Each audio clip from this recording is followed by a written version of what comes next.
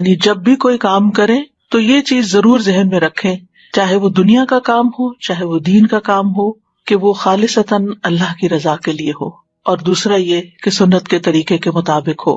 اور اگر ہمارے دن بھر کے کام ان دو شرائط پر پورے اترتے ہوں گے تو انشاءاللہ وہ سب خیر کے کام ہی کہلائیں گے، اور اگر زندگی اس طرح گزرتی گئی تو انشاءاللہ فلاح پائیں گے، کیونکہ وَافْعَلُوا الْخَيْرَ لَعَلَّكُمْ تُفْلِحُونَ، فلاح، کامیابی، سکسیس، اس کا انحصار اس بات پر ہے کہ ہم اس زندگی کو کتنے اچھے کاموں میں گزارتے ہیں۔ رسول اللہ صلی اللہ علیہ وسلم نے فرمایا، ہر شخص صبح کو اٹھتا ہے تو اپنے نفس کا سودا کرتا ہے، پھر یا تو اسے آزاد کرتا ہے یا اسے ہلاک کر دیتا ہے، یعنی اینڈ آف دا ڈے یا تو پھر نفع کا سودا اور یا نقصان کا سودا۔ اس لیے آغاز دن سے ہی نیکیوں کی ٹھان لیں، آنکھ کھلے تو دعا کے ساتھ دن کا آغاز کریں، اور وہ دعا بھی کیا ہے؟ الحمدللہ الذی احیانا بعدما اماتنا والیہ النشور، سب تعریفیں اللہ ہی کے لیے ہیں جس نے ہمیں مرنے کے بعد زندہ کیا اور اسی کی طرف دوبارہ جانا ہے۔ نیند گویا کہ ایک موت تھی اور ہمیں ایک نیا دن ملا، نئی زندگی ملی، اور ہر روز ہمیں نئی زندگی ملتی ہے، کیونکہ بہت سے لوگ نیند کی حالت میں دنیا سے ہی چلے جاتے ہیں، ان کو واپس زندگی نہیں ملتی۔ اس لیے اٹھتے ہی اللہ کا شکر ادا کریں، یعنی اپنے دن کا آغاز گریٹیٹیوڈ سے کریں، الحمدللہ۔ اور جب آپ یہ الفاظ ادا کریں تو صرف ایک روٹین میں ایسے دل میں ہی نہیں کہتے، بلکہ بول کے ان کو ادا کریں۔ کم از کم اتنا اونچا ضرور بولیں کہ آپ کے اپنے کان سن لیں، اپنے آپ کو ضرور سنوائیں، کیونکہ شکر صرف دل میں نہیں ہوتا، جب تک انسان اس کو زبان پر نہیں لاتا، اس کو اپنی زبان سے ادا نہیں کرتا، تو اس شکر سے لطف نہیں اٹھا سکتا، خوشی محسوس نہیں کر سکتا۔ لہٰذا اللہ کا شکر ادا کرے کہ اللہ نے آپ کو زندگی دی۔ پھر اس کے بعد دن کا آغاز فجر کی نماز سے کریں، اور پھر فجر کی نماز ایک بنیادی پلر ہے۔ اگر ہم دن کا آغاز ایک صحیح طریقے سے کریں گے تو انشاءاللہ عمارت کبھی نہیں گرے گی۔ فجر کی نماز پڑھنے والے کے لیے اللہ کا ذمہ ہے۔ رسول اللہ صلی اللہ علیہ وسلم نے فرمایا، جس نے صبح کی نماز پڑھی وہ شام تک اللہ کے ذمے میں ہے، یعنی اللہ کی حفاظت اور ضمانت میں ہے۔ اللہ نے اسے دنیا اور آخرت میں امن عطا کیا۔ فجر کی نماز میں لمبی تلاوت کریں، وقرآن الفجر ان قرآن الفجر کان مشہودا، اور فجر کا قرآن پڑھیے، بے شک فجر کا قرآن ہمیشہ سے حاضر ہونے کا وقت رہا ہے، اس وقت فرشتے حاضر ہوتے ہیں۔ کم سے کم تو 3 آیات ہوتی ہیں جیسے سورۃ اخلاص کی، لیکن زیادہ جتنی آپ بڑھا سکے، کیونکہ نبی صلی اللہ علیہ وسلم کی نمازوں میں فجر کی نماز سب سے طویل ہوتی تھی، یعنی اس کی قرات طویل ہوتی تھی۔ تہجد تو آپ خود اپنے لیے پڑھتے تھے تو وہ تو ویسے ہی طویل ہوتے تھے۔ رسول اللہ صلی اللہ علیہ وسلم نے فرمایا، کیا تم میں سے کوئی شخص یہ پسند کرتا ہے کہ جب وہ اپنے گھر واپس آئے تو اس میں 3 بڑی فربہ حاملہ اونٹنیاں موجود پائے، یعنی موٹی تازی 3 اونٹنیاں گھر میں کھڑی ہوں؟ ہم نے عرض کی، جی ہاں۔ آپ نے فرمایا، پس 3 آیات جنہیں تم میں سے کوئی شخص اپنی نماز میں پڑھتا ہے، جو شخص اپنی نماز میں پڑھتا ہے وہ اس کے لیے 3 بھاری بھرکم اور موٹی تازی حاملہ اونٹنیوں سے بہتر ہے۔ تو اس سے یہ پتہ چلتا ہے کہ وہ قرآن کا حصہ جو ہم اپنی نماز کے اندر پڑھتے ہیں وہ اس سے افضل ہے جو ہم نماز کے باہر پڑھتے ہیں۔ لہٰذا اگر اللہ سبحانہ وتعالیٰ توفیق دیں تو تہجد کی نماز میں زیادہ سے زیادہ قرآن مجید پڑھیں، اور اپنا ڈیلی ایک ورد جو ہے وہ مقرر کر لیں کہ اتنا تو کم از کم ضرور پڑھنا ہے، کیونکہ جب ہم کوئی چیز مقرر کر لیتے ہیں اپنے اوپر تو پھر نبھا بھی جاتے ہیں۔ اور اگر آپ اپنے آپ کو اوپن اینڈ دیں تو نفس غالب آ جاتا ہے، سستی کر جاتا ہے اور انسان اس کو پورا نہیں کر پاتا۔ اور تہجد میں آپ قرآن مجید کو مصحف سے دیکھ کے بھی پڑھ سکتے ہیں، تو اس میں طویل قرات ہو سکتی ہے۔ ادروائز قرآن مجید کے کچھ حصے یاد کر لیں تاکہ فجر کی نماز جو ہے وہ طویل ہو سکے۔ نبی صلی اللہ علیہ وسلم کسی بھی حالت میں فجر کی سنتیں نہیں چھوڑتے تھے، خواہ صحت مند ہوتے یا مریض ہوتے، سفر میں ہوتے یا مقیم ہوتے، یہ نماز آپ نے کبھی نہیں چھوڑی۔ اس لیے ان سنتوں کا اہتمام کرنا ضروری ہے۔ اگر کسی وجہ سے نماز فرض میں تاخیر ہو رہی ہو، آنکھ دیر سے کھلی، تو آپ دوبارہ سورج نکلنے کے بعد پہلے ان سنتوں کی قضا پڑھیں۔ فجر کی سنتیں دنیا و ما فیہا سے بہتر ہیں۔ آپ صلی اللہ علیہ وسلم نے فرمایا، صحیح مسلم کی روایت ہے، فجر سے پہلے کی 2 رکعتیں دنیا اور جو کچھ اس میں ہے اس سے بہتر ہے۔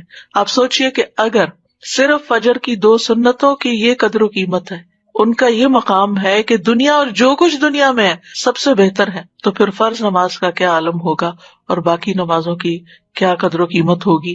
اس لیے کبھی بھی سستی کے مارے یا سفر یا تھکاوٹ یا بیماری میں بھی ان سنتوں کو نہ چھوڑیں، اور اگر آپ اس وقت شعور کے ساتھ یہ سنتیں ادا کریں کہ اس وقت دنیا میں جو کچھ ہے اگر آپ امیجن کر سکیں اس کو، تو میں اس سے بہتر چیز کا سودا کرنے جا رہی ہوں، تو انشاءاللہ اس سے آپ کی نماز میں ایک روح بھی آ جائے گی، اور پھر نماز خشوع و خضوع کے ساتھ ادا کریں۔ بعض اوقات ہمیں کچھ اور کام بھی ہوتے ہیں یا لوگ ہمارے انتظار میں ہوتے ہیں، لیکن یاد رکھیے کہ جو آپ کا انتظار کر رہا ہے اس کی حیثیت نماز سے بہت کم ہے، کیونکہ بعض اوقات ہم لوگوں کی خاطر اپنی نماز بہت مختصر کر دیتے، الا یہ کہ آپ کے بچے چھوٹے ہوں اور وہ رو رہے ہوں یا کوئی شدید مجبوری میں کھڑا ہو تو اور بات ہے، ورنہ اگر محض کوئی ملاقات کے لیے آیا ہے یا کسی اور مقصد کے لیے تو اس کو انتظار کرنا چاہیے کہ آپ اپنے رب کے حضور توجہ سے نماز ادا کر کے اس کے لیے فارغ ہوں۔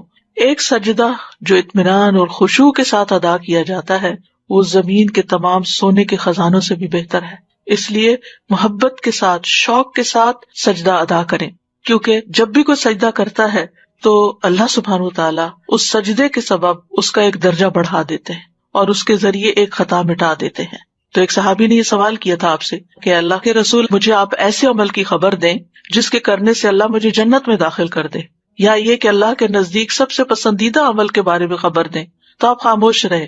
پھر انہوں نے پوچھا، پھر خاموش رہے۔ جب تیسری بار پوچھا تو آپ نے فرمایا کہ تم پر اللہ کے لیے سجدوں کی کثرت لازم ہے، یعنی سجدوں کے ذریعے تم سب سے زیادہ تیزی کے ساتھ اللہ کا قرب حاصل کر سکتے، کیونکہ سجدے میں انسان سب سے زیادہ اللہ کے قریب ہوتا ہے۔ تو زمین پہ صرف ٹھونگے نہ ماری جائے بلکہ بہت توجہ کے ساتھ بہت جم کے سجدہ کیا جائے۔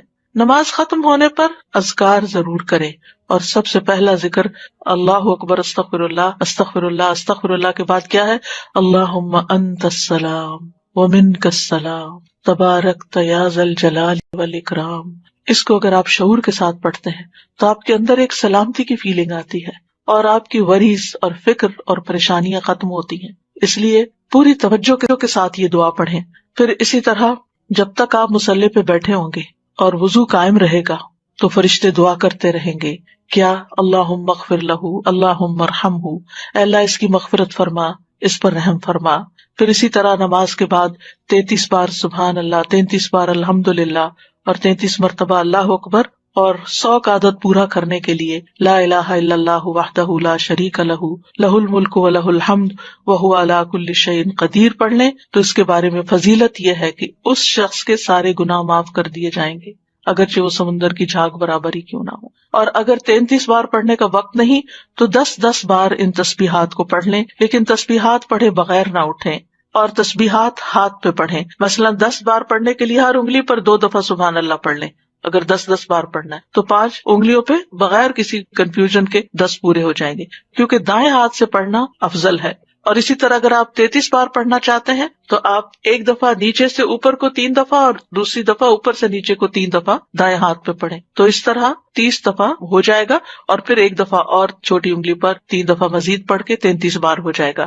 یہ سیرہ رضی اللہ عنہا سے روایت ہے کہ نبی صلی اللہ علیہ وسلم نے عورتوں کو حکم دیا کہ وہ تکبیر، تقدیس اور تحلیل کی محافظت کریں، اور تسبیح کو انگلی کے پوروں سے شمار کریں، اس لیے کہ قیامت کے دن ان سے بھی پوچھا جائے گا، سوال کیا جائے گا، اور وہ جواب دیں گی، یہ بولیں گی، تو یہ کیا گواہی دیں گی ہمارے حق میں کہ انہوں نے ہم پر اللہ کا ذکر گنا تھا۔ فجر کی نماز کے فوراً بعد سورج نکلنے سے پہلے صبح کے اذکار پوری توجہ کے ساتھ کریں۔ اللہ تعالیٰ فرماتے ہیں یا ایھا الذین آمنوا اذکروا اللہ ذکرا کثیرا وسبحوہ بکرۃ واصیلا، اے ایمان والو اللہ کو بکثرت یاد کیا کرو اور صبح و شام اس کی تسبیح کیا کرو۔ اور جو شخص صبح و شام 100 دفعہ سبحان اللہ و بحمدہ پڑھتا ہے تو قیامت کے دن کوئی شخص اس سے زیادہ افضل عمل نہیں لا سکتا سوائے اس کے جس نے اس کے برابر پڑھا ہو یا اس سے زیادہ پڑھا ہو۔ اور کوشش کیجئے کہ اپنی نماز کی جگہ پر ہی بیٹھے ہوئے اذکار مکمل کر لیں، کیونکہ فجر کی نماز سے لے کر سورج طلوع ہونے تک بیٹھنے کا اجر بہت بڑا ہے۔ رسول اللہ صلی اللہ علیہ وسلم نے فرمایا، جو شخص صبح کی نماز جماعت کے ساتھ ادا کرے، پھر بیٹھا اللہ کا ذکر کرتا رہے یہاں تک کہ سورج نکل آئے، پھر 2 رکعتیں پڑھے اس کے لیے ایک حج اور ایک عمرے کا ثواب ہے۔ حضرت انس فرماتے ہیں کہ پھر رسول اللہ صلی اللہ علیہ وسلم نے فرمایا تامتن تامتن تامتن، مکمل مکمل مکمل ثواب ہے، یعنی حج اور عمرے کا۔ اس لیے اس وقت کو ذکر اذکار میں، اللہ کی عبادت میں، اور یہ بھی ہے کہ اگر آپ قرآن کی تلاوت تہجد میں نہیں کر چکے تو اس وقت میں آپ قرآن مجید کی تلاوت بھی کر سکتے ہیں، لیکن یہ اسی وقت ہو سکتا ہے جب آپ تھوڑا وقت پر اٹھیں۔ یہ نہیں کہ سورج نکلنے سے 15 منٹ پہلے اٹھیں تو اس وقت یہ فضیلت آپ حاصل نہیں کر سکتے، آذان کے ساتھ ہی اٹھ جائیں اور پھر اس وقت میں اپنے صبح شام کے اذکار، کیونکہ صبح شام کے جو اذکار ہیں، صبح کے اذکار خاص طور پر، یہ آپ کے لیے حفاظت کا ذریعہ بھی ہیں، اور یہ اسی وقت حفاظت کا ذریعہ ہے جب آپ ان کو سورج نکلنے سے پہلے پڑھتے ہیں۔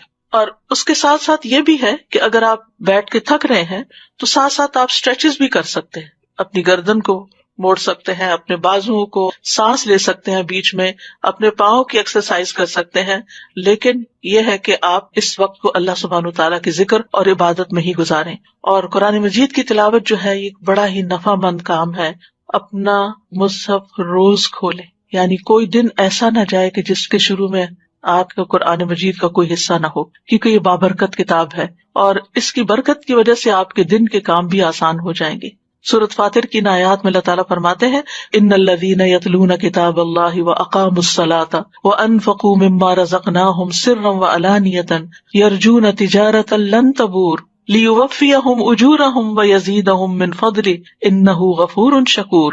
بے شک جو لوگ اللہ کی کتاب کی تلاوت کرتے ہیں اور انہوں نے نماز قائم کی اور جو کچھ ہم نے انہیں دیا اس میں سے انہوں نے پوشیدہ اور ظاہر خرچ کیا، وہ ایسی تجارت کی امید رکھتے ہیں جو کبھی برباد نہ ہوگی، جس میں نقصان ہے ہی نہیں، تاکہ وہ انہیں ان کے اجر پورے پورے دے اور اپنے فضل سے انہیں زیادہ بھی دے، یعنی صرف اتنا نہیں ملے گا جو انہوں نے کیا، زیادہ بھی ملے گا، بلا شبہ وہ بے حد بخشنے والا نہایت قدردان ہے۔ اور پھر قرآن مجید کی تلاوت دن بھر آپ کو غموں سے آزاد رکھے گی، کیونکہ جب دل میں غم بیٹھ جاتے ہیں تو یہ اس بات کی طرف اشارہ ہوتا ہے کہ آپ کے دل کو مزید قرآن کی غذا کی ضرورت ہے۔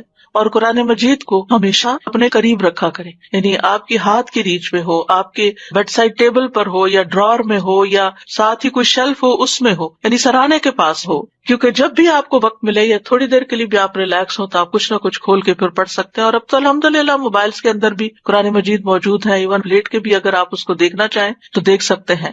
اور یہ اس اعتبار سے بھی سراہنے کی بات میں کر رہی ہوں کیونکہ جب انسان کو دفن کر دیا جاتا ہے قبر میں تو فرشتہ اس کے سر کی طرف سے عذاب دینے کے لیے آتا ہے تو تلاوت قرآن اس کو دور کر دیتی ہے، اور جب فرشتہ سامنے سے آتا ہے تو صدقہ اس کو دھکیل دیتا ہے، اور جب پاؤں کی طرف سے آتا ہے تو مساجد کی طرف چل کے جانا اس کو دور کر دیتا ہے۔ تو کتنا ضروری ہے کہ ہم ان نیک اعمال کو روزانہ کی بیس پہ کرتے رہیں تاکہ مرنے کے بعد جب ہم اپنی قبر میں ہوں تو پرسکون ہوں۔ اور اگر آپ کو اللہ تعالیٰ توفیق دیتا ہے، اور خصوصاً وہ خواتین جو بزرگ ہیں، جن کے بچے چھوٹے نہیں یا جو جاب نہیں کرتی، جو اپنے گھر پہ ہوتے ہیں یا ریٹائر ہو چکے ہیں، تو ان کے لیے یہ نیکیاں کمانے کا بہت ہی اچھا وقت اور موقع ہے کہ وہ سورج نکلنے تک انتظار کریں، عبادت کریں، اور پھر اس کے بعد جب اشراق کا وقت ہو تو اشراق پڑھیں۔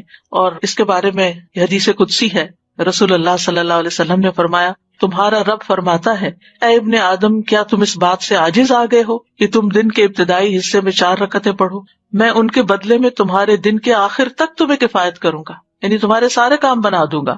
پھر اس کے بعد پہلی چیز یہ کہ ناشتہ کریں، ناشتہ کریں، اگرچہ آپ کا دل نہ بھی چاہے لیکن کچھ دن اگر آپ زبردستی کچھ کریں گے تو پھر عادت بھی ہو جائے گی، کیونکہ روحانی ترقی ہو نہیں سکتی جب تک انسان کی صحت درست نہ ہو، جسمانی طور پر مضبوط نہ ہو۔ اگر آپ کو گھر سے فوراً نکلنا ہوتا ہے اور آپ کا زیادہ وقت عبادت میں گزر گیا ہے تو آپ اپنے ساتھ کھجور بھی رکھ سکتے ہیں، یعنی اگر آپ کو شدید مصروفیت ہے اور وقت کم ہے تو کھجور کا ناشتہ کر سکتے ہیں۔ نبی صلی اللہ علیہ وسلم کی سنت بھی ہے، آپ نے فرمایا بالائی علاقے کی اجوا کھجور کا نہار منہ استعمال کرنا ہر قسم کے جادو اور زہر سے شفا ہے۔ پھر دودھ بہترین غذا ہے اور ان چیزوں کو بھی عبادت سمجھ کے کریں۔ رسول اللہ صلی اللہ علیہ وسلم کے پاس دودھ لایا گیا تو آپ نے اسے پیا، پھر رسول اللہ صلی اللہ علیہ وسلم نے فرمایا بے شک دودھ کے علاوہ کوئی چیز ایسی نہیں جو کھانے اور پینے دونوں سے کفایت کر دے، یعنی اگر آپ کچھ کھا نہیں پی سکے اور 1 کپ دودھ پی لیتے ہیں تو آپ کا کھانا اور پینا دونوں ہو گئے۔ ابن عباس کہتے ہیں کہ رسول اللہ صلی اللہ علیہ وسلم نے فرمایا جس کو اللہ کھانا کھلائے اسے چاہیے کہ وہ یوں کہے اللہم بارک لنا فیہ وارزقنا خیرا منہ، اے اللہ تو ہمارے لیے اس میں برکت عطا کر اور ہمیں اس سے بہتر رزق عطا کر. تو آپ دیکھیے ہر روز اگر یہی انسان پڑھے تو کتنی بھلائی ہوگی. اور جسے اللہ دودھ پلائے تو یوں کہے اللہم بارک لنا فیہ وزدنا منہ، یہ نہیں کہا خیرا منہ، کیونکہ دودھ سے بہتر کوئی چیز نہیں. اے اللہ تو ہمارے لیے اس میں برکت عطا فرما اور ہمیں اس سے زیادہ دے، یعنی مزید دودھ عطا فرما. اور پھر یہ کہ آپ اپنے دن کے کام کاج شروع کریں اور صبح صبح یہ نیت کریں اور اپنے منہ سے دہرایا بھی کریں کہ حیاتی کلھا للہ، میری ساری زندگی اللہ کے لیے، میرا سارے دن کے کام اللہ ہی کی خاطر ہے. قل ان صلاتی و نسکی و محیایا و مماتی للہ رب العالمین، کہہ دیجئے بے شک میری نماز، میری قربانی، میری زندگی، میری موت اللہ کے لیے ہے جو جہانوں کا رب ہے. تو جب آپ نیت کر لیں گے ایک دفعہ کہ میرے آج دن کے سارے کام اللہ کی خاطر، تو پورا دن ہی آپ کا انشاءاللہ عبادت میں گزرے گا. پھر یہ ہے کہ ہر روز اپنے لیے علم نافع میں اضافہ کریں. رب زدنی علما یہ اپنی دعاؤں میں شامل کر لیں. رسول اللہ صلی اللہ علیہ وسلم نے فرمایا جو شخص صبح کے وقت اس لیے مسجد کی طرف نکلا کہ بھلائی سیکھے یا سکھائے تو اس کے لیے پورا حج ادا کرنے والے کی مثل اجر ہے. یعنی ہر روز اگر انسان اپنے گھر سے نکلتا ہے علم حاصل کرنے کے لیے تو حج کے برابر اس کو ثواب ملتا ہے.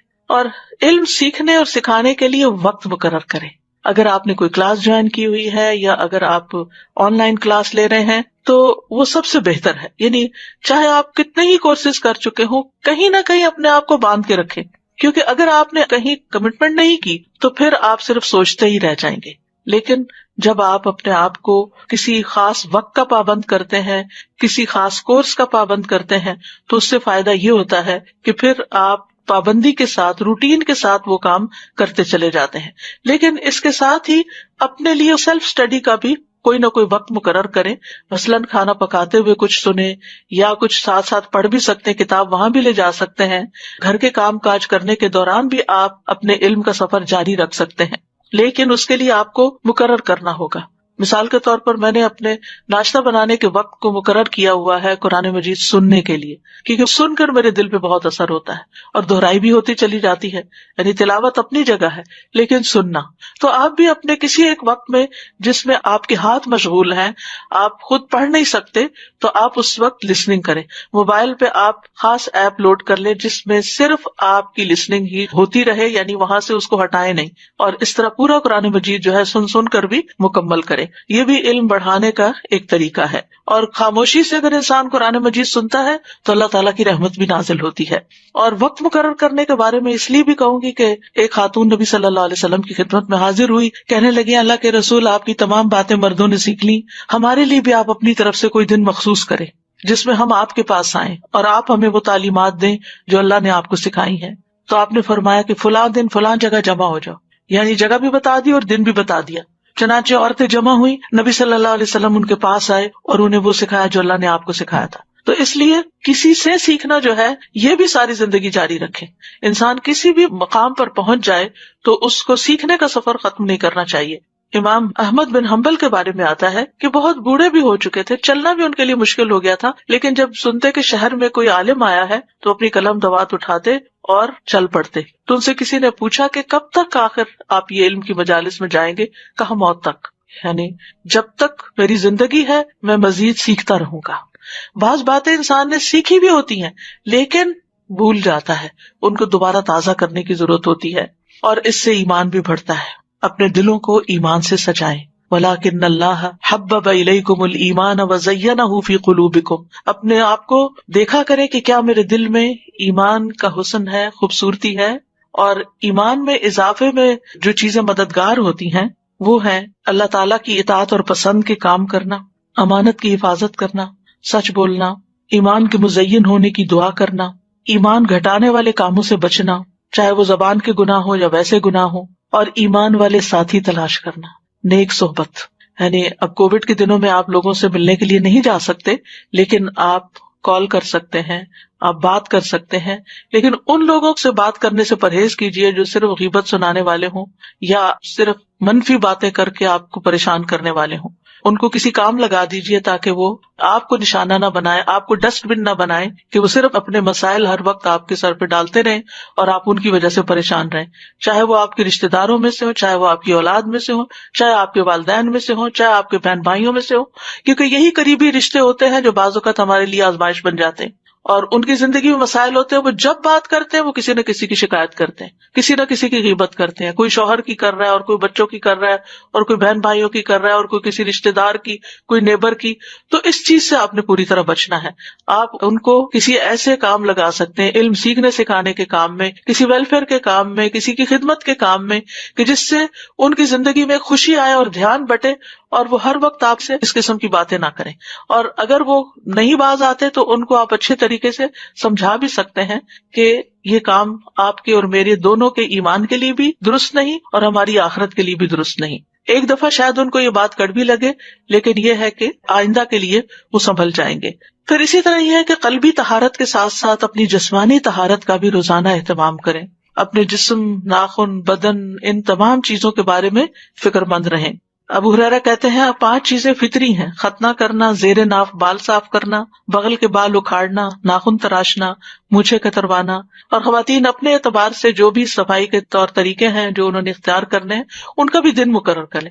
مثلاً اگر آپ نے ہر فرائیڈے مقرر کر رکھا ہے یا ہر سنڈے مقرر کر رکھا ہے، اگر آپ اپنی پرسنل ہائیجین کے لیے ٹائم فکس کر لیں گے تو انشاءاللہ آپ کو مشکل نہیں ہوگی. لیکن باقی ڈیلی نمازوں میں وضو کرتے ہوئے اچھی طرح اپنے آپ کو صاف کریں، ساتھ مسواک کریں.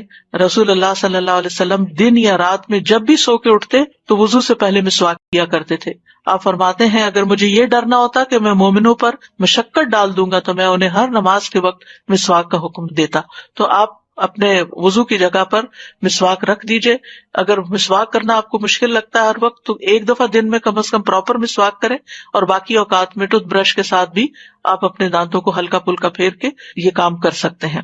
حضرت سمرہ سے مرفوعاً روایت ہے، رسول اللہ صلی اللہ علیہ وسلم نے فرمایا اپنے منہ کو مسواک کے ساتھ پاک رکھو کیونکہ یہ قرآن کا راستہ ہے. تو اپنے منہ کی صفائی اور اپنی زبان کی صفائی اور اپنے گلے کی صفائی، ان چیزوں کا بھی خاص خیال رکھیں.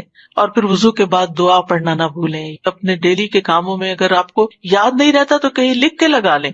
رسول اللہ صلی اللہ علیہ وسلم نے فرمایا جو وضو کرے اور اچھی طرح وضو کرے پھر یوں کہے اشہد ان لا الہ الا اللہ وحدہ لا شریک لہ واشہد ان محمدا عبدہ ورسولہ اللہم اجعلنی من التوابین واجعلنی من المتطہرین، اس کے لیے جنت کے 8 دروازے کھول دیے جائیں گے، وہ ان میں سے جس میں سے چاہے داخل ہو جائے. سبحان اللہ، کتنی مختصر سی دعا ہے لیکن کتنا بڑا اجر ہے، اس لیے اس کو نہ بھولیں.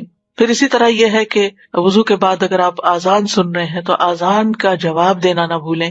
رسول اللہ صلی اللہ علیہ وسلم نے فرمایا جو شخص اذان سن کر یہ کہے یعنی اللہم رب هذه الدعوة التامة والصلاة القائمة آت محمدا الوسیلة والفضیلة وبعثه مقاما محمودا الذی وعدته، تو قیامت کے دن نبی صلی اللہ علیہ وسلم کی اس کے لیے شفاعت جائز ہو جائے گی، لازم ہو جائے گی. حلت لہ شفاعتی یوم القیامہ، یعنی جو اذان کے بعد کی دعا پڑھے گا نبی صلی اللہ علیہ وسلم کی شفاعت پائے گا. اور اسی طرح وہ دعا کی قبولیت کا وقت ہوتا ہے، اس وقت کے لیے دعا سوچ رکھے کہ میں نے کیا دعا مانگنی. ایک نماز سے دوسری نماز کے بیچ میں جو چیز آپ کو بودر کرے، پریشان کرے، نیکسٹ اذان سے پہلے سوچ رکھے کہ میں نے اذان کے بعد بھی یہ دعا خاص مانگنی، لیکن اس کے بیچ میں بھی آپ مانگ سکتے ہیں، اس منع نہیں ہے. پھر اسی طرح یہ ہے کہ اپنی جسمانی صحت کا خیال رکھنے کے لیے صرف کھانا پینا ہی کافی نہیں ہے بلکہ ورزش بھی ضروری ہے. رسول اللہ صلی اللہ علیہ وسلم نے فرمایا طاقتور مومن اللہ کے نزدیک کمزور مومن سے بہتر اور پسندیدہ ہے. ہر بھلائی میں ایسی چیز کی حرص کرو جو تمہارے لیے نفع مند ہو، اور اللہ سے مدد طلب کرتے رہو اور عاجز مت بنو. لہٰذا اسٹرانگ بننے کے لیے، طاقتور بننے کے لیے روزانہ کی ورزش، ایکسرسائز، یہ سب کچھ بہت ضروری ہے. آپ بریدنگ ایکسرسائز کریں، آپ اسٹریچز کریں، آپ واک کریں، اور اس میں 7 اذکار شامل کر لیں.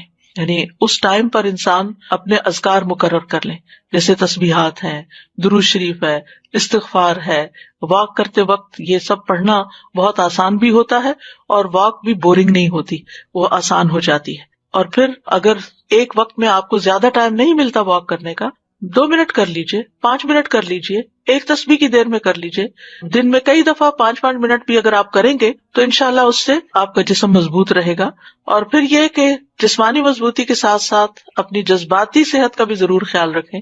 اور جذباتی صحت کے لیے ضروری ہے کہ اللہ پر توکل ہو، اللہ سے محبت ہو، اللہ سبحانہ وتعالیٰ کے ساتھ ایک تعلق ہو، دل ہی دل میں اللہ کو پکارے، اس کو یاد کریں اور اس سے محبت پر خوش ہو جائیں.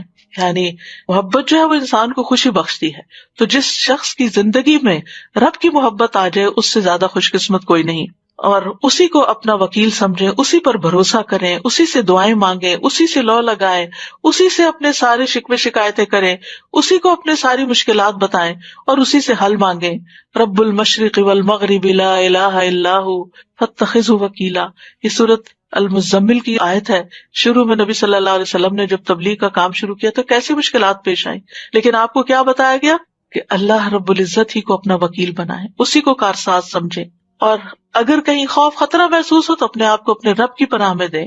سورۃ غافر میں آتا ہے وقال موسیٰ انی عذت بربی وربکم من کل متکبر لا یؤمن بیوم الحساب.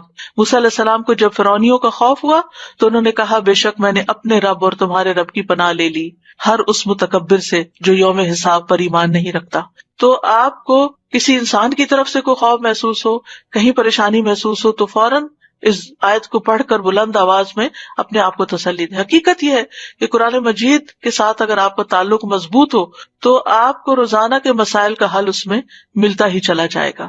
اور حالات جس طرح کے بھی ہوں اللہ کی رحمت سے پر امید رہیں. اور اللہ کی رحمت کس کے قریب ہوتی ہے؟ محسنین کے. ان رحمت اللہ قریب من المحسنین. چاہے آپ طوفانوں کی زد میں ہو پھر بھی اللہ کی طرف رجوع کرے.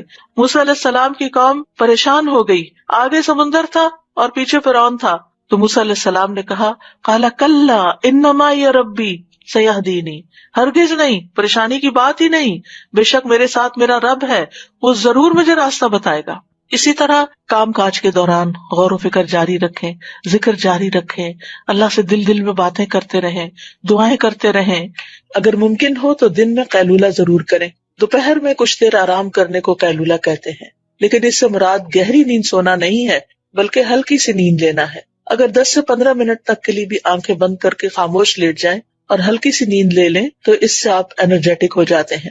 رسول اللہ صلی اللہ علیہ وسلم نے فرمایا قیلولہ کرو، شیطان قیلولہ نہیں کرتے. حضرت انس کہتے ہیں کہ ام سلیم نبی صلی اللہ علیہ وسلم کے لیے چمڑے کا فرش بچھا دیتی تھی اور آپ صلی اللہ علیہ وسلم ان کے ہاں اسی پر قیلولہ کرتے تھے. عربی کا مشہور مقولہ ہے تغدى تمدى ولو لقمتين تعشى تمشى ولو قدمين. دوپہر کا کھانا کھاؤ تو لیٹ جاؤ اگرچہ 2 لقمے ہی کھاؤ، رات کا کھانا کھاؤ تو چہل قدمی کرو اگر 2 قدم ہی چلو. عقل مند لوگ قرآن مجید میں ان کو بتایا گیا الذین یذکرون اللہ قیاما وقعودا وعلی جنوبہم ویتفکرون فی خلق السماوات والارض ربنا ما خلقت ھذا باطلا سبحانک فقنا عذاب النار. کون ہے عقل مند لوگ؟ وہ جو کھڑے، بیٹھے اور لیٹے اللہ کو یاد کرتے رہتے ہیں اور آسمانوں اور زمین کی پیدائش میں غور و فکر کرتے ہیں اور کہتے ہیں اے ہمارے رب، تو نے یہ سب کچھ بے مقصد پیدا نہیں کیا، تو پاک ہے، ہمیں آگ کے عذاب سے بچا. اور خاص طور پر جب آپ کچن میں کام کر رہے ہوں، کوکنگ کر رہے ہوں، اس وقت روزانہ کوشش کریں کہ آگ کے عذاب سے پناہ کی دعا کریں، کیونکہ وہاں آگ قریب ہوتی ہے تو انسان کے پھر دل سے دعا نکلتی ہے. یعنی اس سے بہتر موقع کوئی نہیں ہوتا کہ جب انسان آگ سے بچنے کی دعا کرے. تو کہنے کا مطلب یہ ہے کہ ذکر صرف مصلے پر نہیں ہوتا، ذکر چلتے پھرتے، اٹھتے بیٹھتے، کام کاج کرتے آپ کی زبان اللہ کے ذکر سے تر رہے. اور کیونکہ اللہ کا ذکر جو ہے کثرت سے کرنا کامیابی کا باعث ہے. سورۃ انفال میں آتا ہے وَاذْكُرُوا اللَّهَ كَثِيرًا لَعَلَّكُمْ تُفْلِحُونَ. اور اللہ کو بہت زیادہ یاد کرو تاکہ تم فلاح پاؤ. الا بذکر اللہ تطمئن القلوب. سن لو اللہ ہی کی یاد سے دل اطمینان پاتے ہیں. اور سب سے افضل ذکر کیا ہے؟ لا الہ الا اللہ. خصوصاً جب دل گھبرائے تو کثرت سے پڑھے لا الہ الا اللہ. اس کا مطلب نہیں کہ صرف ایک تسبیح کر کے رکھ دے، اٹھتے بیٹھتے بھی لا الہ الا اللہ، اللہ اکبر، الحمدللہ، اللہ تیرا شکر ہے، سبحان اللہ، استغفر اللہ، یہ زبان پہ جاری ہوتے رہنے چاہیے تاکہ جب موت کا وقت آئے تو ذکر کرنے میں، لا الہ الا اللہ پڑھنے میں کوئی مشکل نہ ہو. پھر اسی طرح لا حول ولا قوت الا باللہ. رسول اللہ صلی اللہ علیہ وسلم نے حضرت ابو ہریرہ سے فرمایا لا حول ولا قوت الا باللہ زیادہ پڑھا کرو، یہ جنت کے خزانوں میں سے ایک خزانہ ہے. یعنی جنت میں اگر آپ کو خزانے چاہیے تو لا حول کی کثرت کر دیں. کثرت سے توبہ استغفار بھی کرنی چاہیے کیونکہ استغفار سے رحمت کے دروازے کھلتے ہیں، دنیا کی ساری مشکلات حل ہوتی ہیں. اور پھر مسلسل استغفار گناہوں کو مٹاتا ہے، رزق کو کھینچ لاتا ہے، اولاد میں خیر و بھلائی ہوتی ہے، اور اللہ تعالیٰ دنیا کی نعمتیں بھی کثرت سے دیتے ہیں. جیسے کہ سورۃ نوح میں آتا ہے کہ آسمان سے بارشیں بھی برسیں گی، مال اور بیٹوں سے بھی تمہاری مدد ہوگی، اور اگر مال میں کمی ہے یا بیٹوں کی طرف سے پریشانی ہے تو وہ بھی اللہ تعالیٰ دور کرے گا، اور تمہیں باغات عطا کرے گا، تمہارے لیے نہریں جاری کر دے گا۔ مغرب کی نماز کے بعد بھی اللہ سبحانہ وتعالیٰ کا ذکر کرے۔ حدیث میں آتا ہے، رسول اللہ صلی اللہ علیہ وسلم نے فرمایا، جو شخص لا الہ الا اللہ وحدہ لا شریک لہ لہ الملک ولہ الحمد یحیی ویمیت وہو علی کل شیء قدیر مغرب کے بعد 10 مرتبہ پڑھے گا، اللہ تعالیٰ اس کی حفاظت کے لیے اسلحہ بردار فرشتے بھیجے گا جو صبح تک اس کی شیطان سے حفاظت کریں گے۔ پھر یہ ہے کہ دن بھر کے کاموں کو آپ آرگنائز کر کے کریں، یعنی اپنے آپ کو جتنا آپ ڈسپلن کریں گے اتنا ہی آپ کا دن زیادہ پروڈکٹیو ہوگا۔ وقت کا بہتر سے بہتر استعمال کریں۔ رسول اللہ صلی اللہ علیہ وسلم نے فرمایا، 2 نعمتیں ایسی ہیں جن کے بارے میں اکثر لوگ خسارے میں ہیں، ایک تندرستی اور دوسرے فراغت۔ بہت سے لوگ بہت سی چیزیں سوچتے ہیں لیکن کر نہیں پاتے، اور جب کرنے لگتے ہیں تو تھوڑی دیر میں دھیان ادھر ادھر ہو جاتا ہے اور پھر ہر چیز بکھر جاتی ہے۔ اینڈ آف دا ڈے انسان کہتا ہے میں نے تو کچھ کیا ہی نہیں، اور پریشانی پر پریشانی بڑھتی چلی جاتی ہے۔ اور چونکہ ہر انسان کی زندگی میں کوئی نہ کوئی امتحان ہوتا ہے، پریشانی ہوتی ہے، تو بعض اوقات انسان اس پریشانی میں اتنا مغلوب ہو جاتا ہے کہ جو بھی اس نے اپنے کام سوچے ہوتے ہیں وہ سارے ایک طرف رکھ کے کوئی ذہنی تفریح کا سامان کر لیتا ہے۔ اور آج کل تو بہت بڑا فتنہ ہے کہ موبائل ہمارے ہاتھ میں ہے، کوئی ڈرامہ لگا لیتا ہے اور کوئی گانا سننا شروع کر دیتا ہے، اور کوئی کسی طرح کی بھی ویڈیو دیکھ کے ایک کے بعد ایک شروع ہو جاتی ہیں، اور اس طرح جو کرنے کے کام ہے وہ سارے دھرے کے دھرے رہ جاتے ہیں۔ تو اس چیز کے بارے میں آپ نے بہت کانشیس ہونا ہے، کیونکہ انسان اگر ان چیزوں میں پڑا رہے تو چھوٹی چھوٹی پریشانیاں اس کو ڈسٹریکٹ کر سکتی ہیں، اور چھوٹی چھوٹی خوشیوں کا حصول اس کو ڈسٹریکٹ کر سکتا ہے، تو پھر انسان کا ایک دن بھی ضائع ہوا تو سمجھے اس نے بہت بڑا نقصان کیا۔ اور یہ کہانی سبھی کی ہے کسی نہ کسی طرح، اس لیے کارآمد اور نتیجہ خیز دن گزارنے کے لیے ضروری ہے، نمبر 1، اپنے پورے دن میں جو کام آپ بے مقصد کرتے ہیں ان پہ غور کریں، ان کی لسٹ بنائیں کہ کون سے کام فضول کے کام ہیں جن کے بغیر بھی گزارا ہو سکتا ہے یا اس سے بہتر کام بھی ہیں، تو اپنے وقت کو گھٹیا کاموں میں نہیں گزاریں، بہتر کاموں میں گزاریں۔ دوسرا یہ کہ اپنے سارے دن کے کاموں کے نتائج بھی دیکھیں کہ اس کا ریزلٹ کیا ہے، آؤٹ کم کیا ہے، میں نے جو اس چیز پہ اتنا وقت لگا دیا تو میں نے کیا کمایا، کیا حاصل کیا۔ بعض اوقات ہم ایسے ہی کوئی لغو سی چیز دیکھنا شروع کر دیتے ہیں اور کہتے ہیں اس میں بھی لرننگ ہے، اینڈ میں پوچھے کیا لرن کیا، کیا سیکھا، کیونکہ بہت وقت صرف ایک نفس کی خواہش ہوتی ہے جس کے پیچھے انسان چل رہا ہوتا ہے۔ نمبر 3، اپنے مقصد پر نظر رکھیں کہ میرا کسی بھی کام کے کرنے کے پیچھے مقصد کیا ہے، یہ کام میں کیوں کر رہا ہوں۔ کوئی بھی مصروفیت آپ نے جو اختیار کی ہے یا شروع کی ہے، اور اس مقصد کے راستے میں جو چیز رکاوٹ ہے اس رکاوٹ کو پہلے دور کریں۔